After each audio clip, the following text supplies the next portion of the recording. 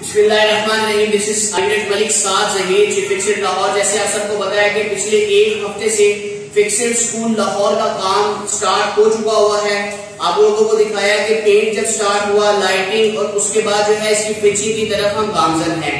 تو میری سب دیکھنے والے حضرات سے گزارش ہے، اپیل ہے کہ آپ سب لوگ جو ہے اس کے اندر کنٹریبیوٹ کریں. ہمیں اسٹیشنری چاہیے ہے، ہمیں فرنیچر چاہیے ہے، اور اس طرح کی باقی تمام اسیسریز جو اسکول کو چلانے کے لیے اسکول کی ضرورت ہوتی ہے، ہمیں یہ ساری چیزیں چاہیے. آپ سب لوگوں سے میری اپیل ہے، درخواست ہے کہ لوگ یہ جو دیکھنے والے ہیں سب لوگ اسے زیادہ سے زیادہ شیئر کریں اور اس کے اندر کنٹریبیوٹ کریں جتنا جو ڈونیٹ کر سکتے ہیں.